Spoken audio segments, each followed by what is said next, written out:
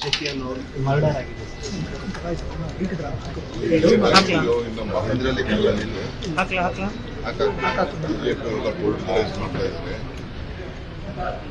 Police ಅಧಿಕಾರಿಗಳು ಬಹಳ competent ಇದ್ದಾರೆ.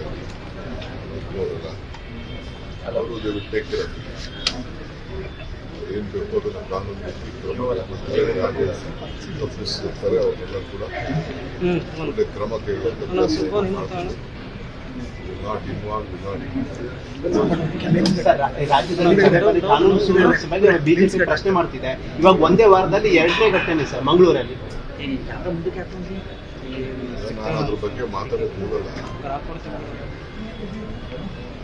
ಕರ್ನಾಟಕ ರಾಜ್ಯ ಶಾಂತಿಯಿಂದ ಇದೆ.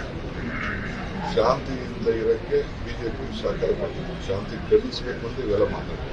ಸರ್ ಬಿಜೆಪಿ ನಾಯಕರು ಮಂಗಳೂರಿಗೆ ಹೋಗಿದ್ದಾರೆ, ಸಾಂತ್ವನ ಕೊಟ್ಟಿದ್ದಾರೆ ಸರ್, ನೀವೇನು ಹೇಳ್ತೀವಿ?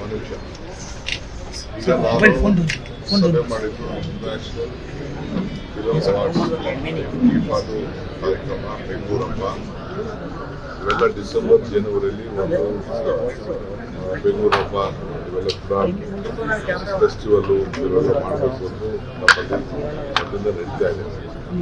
ಅದಕ್ಕೆ ಸ್ವಲ್ಪ ಅಪ್ಗ್ರೇಡ್ ಮಾಡಬೇಕು ಅಂತೇಳಿ ಈಫಾ ಅವ್ರಿಗೂ ಕರೆಸಿದ್ದು ಅವರು ಕೂಡ ಅದೆಲ್ಲ ಮಿಕ್ಸ್ ಮಾಡಿ ಒಂದು ವಾರ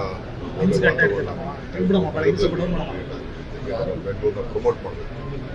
ಈಗ ರಾಜಸ್ಥಾನದಲ್ಲಿ ಮಾಡಿದ್ದಾರೆ, ತೆಲಂಗಾಣವರು ಬ್ಯೂಟಿ ಕಂಟೆಸ್ಟ್ ಮಾಡ್ತಾರೆ, ನಾವೇನು ಬ್ಯೂಟಿ ಕಂಟೆಸ್ಟ್ ಮಾಡ್ತಾರೆ. ನಾವು ಫಿಲಮ್ ಯಾಕೆಂದ್ರೆ ಈ ನಡುವೆ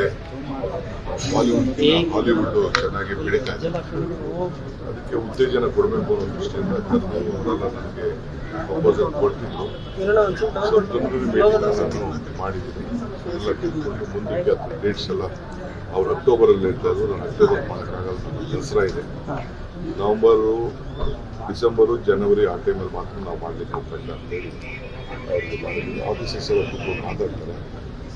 ಅವರೆಲ್ಲ ಮಾತಾಡಿದ್ಮೇಲೆ ಆಮೇಲೆ ಬೇರೆಯವ್ರನ್ನ ಕೋರ್ಟ್ ಅಸೋಸಿಯೇಷನ್ ಕಳಿಸ್ಬೇಕಾಗ್ತದೆ, ಥಿಯೇಟರ್ಸನ್ನು ಕಳಿಸ್ಬೇಕಾಗ್ತದೆ, ಬೇರೆ ಅಸೋಸಿಯೇಷನ್ ತುಂಬ ತೊಂದರೆ ಕೊಡ್ತಾರೆ.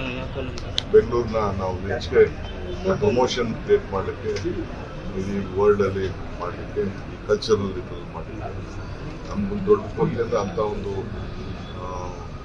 ಮುಂಬೈ ಬಿಟ್ಟು ನೆಕ್ಸ್ಟ್ ಬೆಂಗಳೂರು ಅಂತ ಎಲ್ಲ ಜಾಗಗಳಿಲ್ಲ. ಅದನ್ನೆಲ್ಲ ಅವ್ರಿಗೆ ರೆಕ್ಕಿ ಮಾಡೋಕ್ಕೆ ಆಮೇಲೆ